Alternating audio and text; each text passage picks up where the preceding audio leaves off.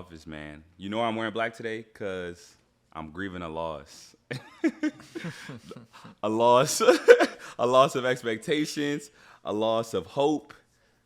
So, like a little bit of me died yesterday when we was up there in the box watching that game, man. Because there's absolutely no reason in this world, on this green earth, that we should have lost to the Illinois football program, the Fighting Illini. I really don't know. Like, I really don't even know what to say about the game, realistically. All I would say is nothing went wrong, just nothing went right. If you look at the stat sheet, it was mediocre. If you look at, like, explosive plays, meh. Illinois didn't come out doing nothing crazy. They didn't do no trick plays. They didn't have anything spectacular that happened. Like, it was just, like, literally an even game. I feel like Maryland really played down to their competition, and it showed because we have so many special players on that team, and we have amazing coaches. But to come out like that on homecoming, you got the whole family, alumni base, everybody behind you, and to lose the way they lose, it felt like Maryland. The whole game was like, yeah, bro, don't even worry about it. We're gonna get a fourth quarter. Fourth quarter gonna come around. We gonna win it, you know. And the fourth quarter came around, and they did not do it. How did you feel about the game yesterday? Bro, it hurt. First of all, I might not be back for another 5 years after coming back to my first game, and they fold to my former school, and we hadn't lost to them since I came to Maryland. So that's the crazy part. And this definitely should not have been the year to start that. Yeah. I think, bro, this yesterday was a case of letting Ohio State beat us twice. And I mean that in that, like, you had the letdown of having a lead and being right there with a premier team. You got to deal with the emotions of that. You got to deal with the injuries from that game and everyone talking about that yada, yada, yada. And then you come out against a team that, hey, we just hung with O State. Like, we're all right. And, like, I don't know what they expected to happen, but it just didn't play well. I mean, just nothing about that game was like, that's the same Maryland team we've been seeing that has been getting better each and every week.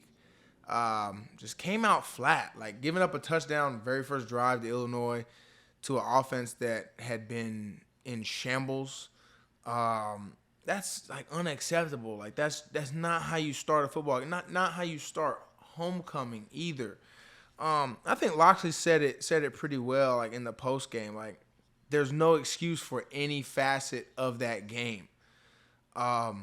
Letting an offense that hasn't got any explosive plays get any explosive plays against you, unacceptable. Not being able to generate turnovers, can't happen. You want to talk about the injuries, you can't, because everyone deals with that. Like, we had Trader out, one of our top defenders. Deitchis was out. I was looking for him yesterday. I didn't even realize he was out till like the fourth quarter. But there's no excuse, man. Like, we had plenty of opportunities, plenty of time. We're horrible on third down. Couldn't get off the field on defense when we needed to. And then that last drive, when you need to stop, you can't get one against a defense that had an offense that had no reason to feel confident. It's just disappointing. Like, normally the letdown is like, oh, man, we just played this amazing game. We went down to the wire. We won by 1 point. And then you come back against a team, you think, oh, now they're going to be easy to beat, and you know, you sputter. You don't get to use that excuse really at all, but you don't get to use it especially when you lost the big game. Like, you should be livid. You should be angry, bro. And they just didn't come out with any emotion. And it was homecoming. Like you said, like, what better opportunity to showcase? And people were in the stands, not as many as there would have been if it wasn't raining and cold and ugly outside. But people were there, man. Alumni were out there having a good time. Like, and then you just drop the ball. It's disappointing. It really is disappointing, because I think that's something that'll kind of have everyone saying, okay, now for real, this is same old Maryland. Like, you know, last week there was still that, you know, that glimmer of hope. Like, the light bulb wasn't shining bright after last Saturday. It was flickering, though. It was flickering. Now it's like, oh, man, they turned the lights off.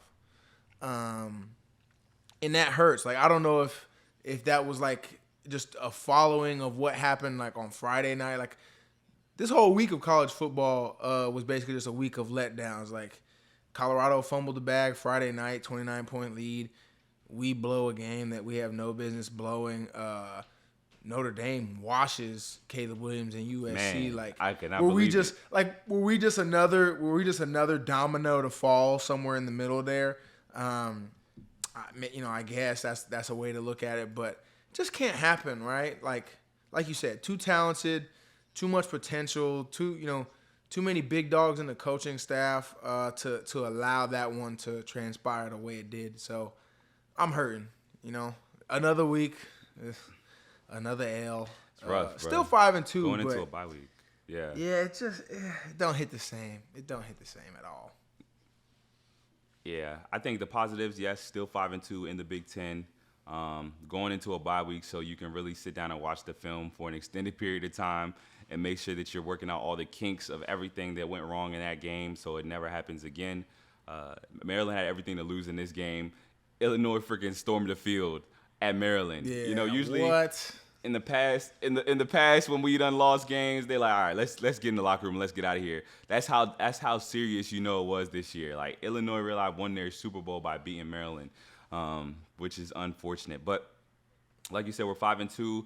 We can go into this bye week and we can get better, or we can go into this bye week and keep slumming and let the rest of the season go by the wayside, because we still want bowl eligibility. That's something that we still want. Our big expectations of like, hey, you went out as a one loss, 2 loss are kind of out of the picture now, but you still do have meaningful football left to play. You still have two of the other best teams in the Big Ten left on the schedule, and then now you got Northwestern, you got Rutgers, you can't look past these guys because we done lost to Illinois. We can't say like, oh yeah, we're gonna gloss past these guys. Every single game is a game, and every single game is an opportunity to prove that you're not the Maryland of old, even though that's what everybody thinks. So I just think they got to go into this bye week and really get their minds right, because that team that we watched play on Saturday was not the team that we talked about before the season, was not the team that we saw play Ohio State, was not the gritty. Even like the grittiness to finish a game. It's okay to play a team close like that, but you got to finish, bro. Like, to lose a game like that close and have the exact same stat sheet. I think they both had like 1 turnover. They both had Maryland had 380 total yards. Illinois had 337. They both 21 first downs for Illinois, 22 first downs for Maryland. It was like they played the same game, but at the end of the day, Illinois finished, and we didn't finish. So we got to be better. We got to run the ball better. That too, against a defense that was struggling in all ways, you can't not be able to establish the line of scrimmage, especially with good running backs too. Like, it's not like we don't have random guys back there. Like, Illinois put a freshman back there, and they didn't gash us for 220 yards, but they had like 120, 130, something like that with a freshman running back. For an offense that isn't doing well, can't let that happen. And on the other side, like, we should be able to produce with Hemby and all the other guys we have. And just last thing on the team going into the bye week, like, they got to tighten up the little things. You're in season. You're not revamping your whole thing. You're not starting from scratch. And this team doesn't need to start from scratch.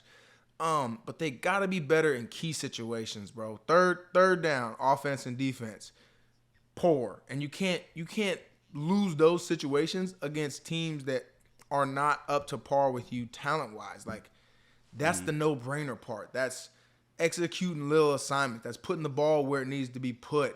Just doing the things you're coached to do.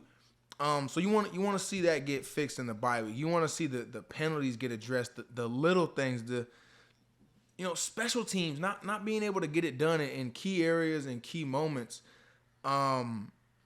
That's the part that's really got to improve, and you just can't fumble the easy ones. Like the easy ones, like you said, one of them throughout the course of the year, it might be closer than it should be, but you don't lose. You might let them have an inkling of hope, but you just don't lose. So that part's rough. But I mentioned him earlier, Roman Hemby, obviously one of the stars on the offense, a guy that you and I both would like to see get involved more and more. I feel like that's kind of been hit or miss the last few weeks of the season versus earlier in the year, and then even last year, the way he was getting touches. we did get to do something that was a lot of fun, unlike the game on Friday. So, share with them a little bit about what we got to do with Rome, Ike.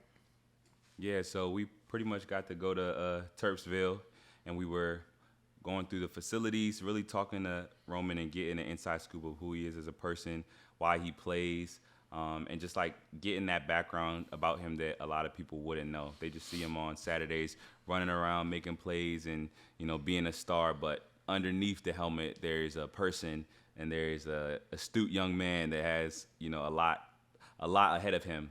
So it was dope to really sit down with him and talk to him, and we're excited to show you guys that here real soon. So definitely stay tuned for that.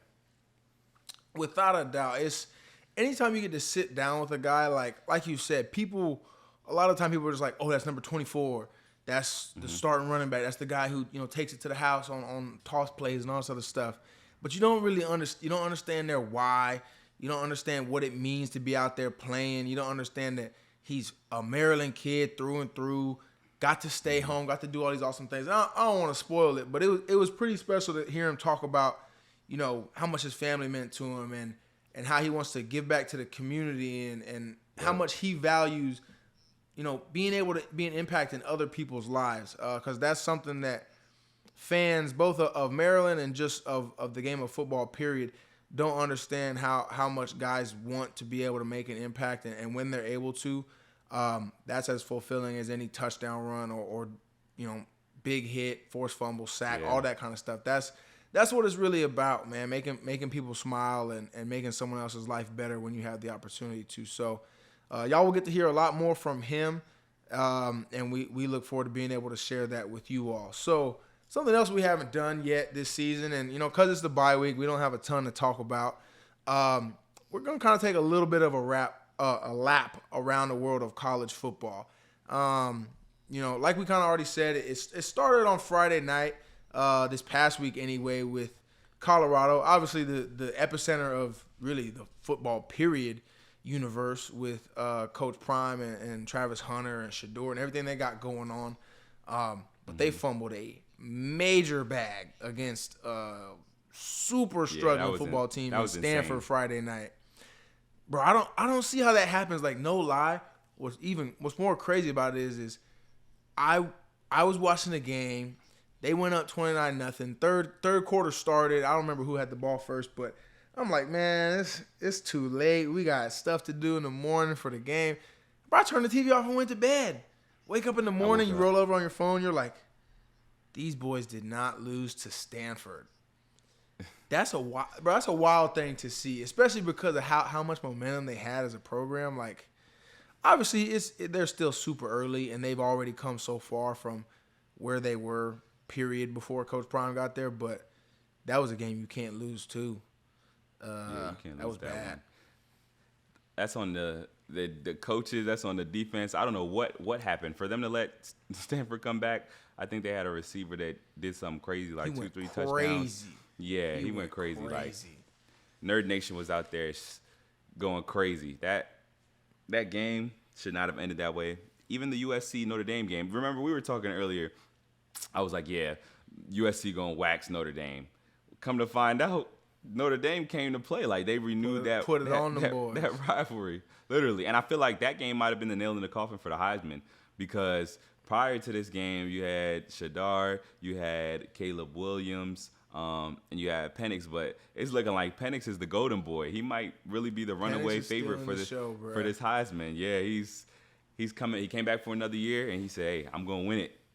They slept on me, but not no more. So right now, the Heisman favorite for me is Penix. I got my bread on him.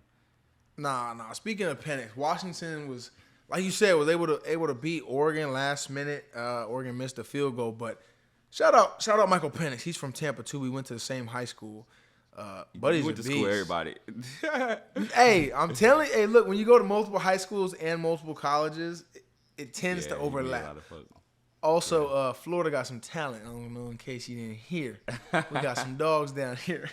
But you got up out of Indiana. Yeah, man, Washington is controlling the Pac-12, and that big three we had talked about in the Big Ten. There, first clash between those guys comes up next week. with Penn State finally rolling up on Ohio State. So who you got winning that?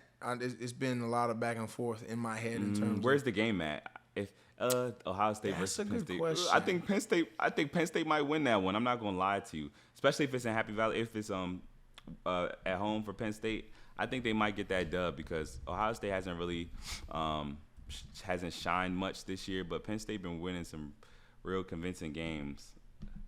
I think they've waxed looked somebody good start to week. finish. Yeah, start to finish. They play complete football every week. Okay, so it's at Ohio State, I believe. So okay, gotcha. I mean they don't have that like wide out night game type of advantage, but the key's gonna be the quarterbacks. If I'm being honest, like you got McCord, and he still hasn't done it for me in terms of thinking he's the guy, but he also has the best security blanket in football in Marvin Harrison Jr. So Absolutely. that helps. But the young dude from Penn State has been like that, Aller.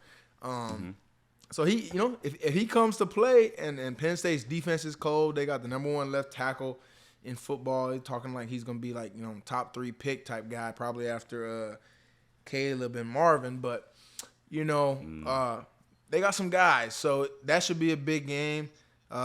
Everyone's tuned in, and then obviously after that the dominoes start to fall in terms of the Big Ten and sorting out who's gonna be competing for those playoff spots.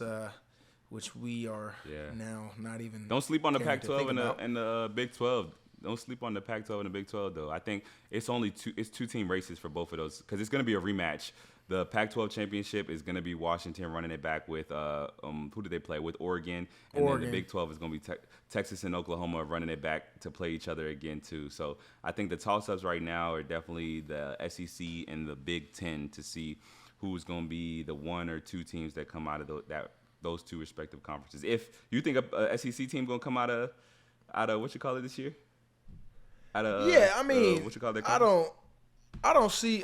Georgia's still undefeated. Yeah, right. Yeah. Georgia hasn't lost in like 3 years. So until further notice, you got to dethrone the king to even get to begin to doubt them. So I got them winning that one and coming out. This isn't a.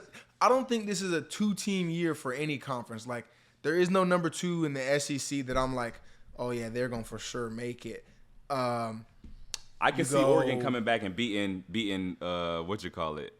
And then it becomes dicey, right? It becomes dicey because say they do that, then you got, like, if Oklahoma runs the table, okay, they're undefeated. And if they won the Big 12 championship, which I don't know if they beat Texas twice. Then now you have 2 one-loss teams there. If Oregon were to beat Washington somehow, you have 2 one-loss teams there. Somebody can't go. You know what I mean? So, well, no. Yeah. We ain't even talk. Florida State still undefeated and has looked really good. And to be honest, they might have the easiest road. They got a very easy schedule to the playoff. Just in terms of, I think if they play Clemson again, I think they beat them by even more. I don't see Miami really stopping them. And when they play Florida at the end of the season, Florida's not good enough this year to, in my opinion, to run with them. Do they play North Carolina? Like, right? North Carolina's all right now. Yeah. North Carolina's all right, but I would put, I don't know. I feel like Florida State has a more well-rounded team. Drake May's a dog, but I don't know if they can beat him. So let's just run through the whole joint then, since while we're on the topic. First, who's winning Penn State, Ohio State? Because I got to be Penn honest, State. Both predictions. I got Penn State. Yeah. Okay. So, I would like to see Penn State win just because it'd be cool to see. It'd be cool to see a change up. And I feel like if there's any year that Penn State is going to have the dots aligned to finally get into the playoff, this will be the year. So I'm gonna go Penn State too. Right. We exposed enough holes, and Penn State is more elite than we are on defense right now that they could potentially get that done. But then that begs the question: Penn State or Michigan? Because they're gonna have to play too. And I don't know when that is on the schedule, but Michigan still got them boys right now. Yeah, they definitely do. I still take if Penn State beats Ohio State, then they beat Michigan. I think that's the case. But if they lose to Ohio State, then they lose to Michigan. I think it's a double or nothing. Yeah. You got one or the other. You gotta win. You gotta win one to win both. If not, it's 0-2. That's fair. Okay, so then according to that, then you got Penn State winning and coming out and going to the playoff representing the Big Ten, right? I would assume. Year, I think. Okay. So that's one of the 4 spots. Who's your November who's 11th, your 2 Penn through State, 4? Michigan State. Okay. Yeah. That's like what? That's probably the second to last week of the regular season. Wait, no. Yeah. Ooh, is it? No, it'd probably be the third to last game, because I know Michigan doesn't want to have Penn State and Ohio State back to back. That's too hard. That's just rough. That's just having to get up too high back to back. Yeah. I mean, if they did that to Michigan, then somebody wanted to see Michigan lose. But all right, so that Penn State is your one playoff spot. Who you got as your other 3 spots in any order? Georgia. Georgia's the second for sure. Then I got I do not think that Washington makes it, because I think that Oregon beats them and they knock out both of them boys. Who's going to be undefeated? Penn State, Georgia. Then we got Penn State, Georgia. They You might got 2 throw more another spots. big- You got 2 more Big spots, Ten and you team got to in there. pick. You got to pick them out of the. And it's gonna be too hard, bro, because you got to think. You got the ACC, you got Florida State, UNC, you got the Big 12, you got Oklahoma and Texas, you got the Pac-12, and you still, Oklahoma for sure. You can't write out USC yet, because they only lost 1 time, so they could technically flip the script and go dog. But Oregon. they lost. The way they lost. No, they did, but they could go and beat Oregon and Washington, and then now they're in it. So who's your last 2 spots out of those, like those next teams in line? I say Washington. Washington's gonna get it. And then the last team that gets in there is definitely. I know Florida State's gonna lose 1 game. They're gonna lose a game where it's like, what? They lost to them? So not Florida State. Let's Very do process possible. of elimination. Oklahoma's gonna come back and lose to Texas this time, so that's gonna be a 1 loss. So everybody it's gonna have 1 loss then. They're gonna have to decide that's between the 1 hard. losses, and that's a game of favorites and who they want to see on TV in this Very into true. the new year and into Very December. true. So I don't even want to pick one from there. It's gonna be a 1 losser for sure, Very true. 100%. Yeah, the way I'm looking at it, I say the safest bet. I go Georgia 1, Michigan 2. I don't think Florida State's losing, bro. I think they beat North Carolina. So I'm gonna go Florida State 3, and 4. I think Washington finally does it and wins out. I don't think anyone's stopping Penix. Actually, I know no one's stopping Penix. It's whether or not their defense can sustain it. Yeah. And that's my playoff picture as of right now. So that would be interesting to see, man. Because like any way you line those matchups up, like if it was Georgia Washington, that'd be a cold game. Could Georgia's defense slow them down enough? Georgia's offense isn't lighting up the scoreboard, but they always have, they got Brock Bowers, Buddy's unstoppable when healthy. They got Ladd McConkey. They got some good players. It's Georgia. There's some guys. We ain't finna act like they're not Georgia. And then what would the other game be? Michigan, Florida State. That would be a fire football game. Like just in my head. Game to watch.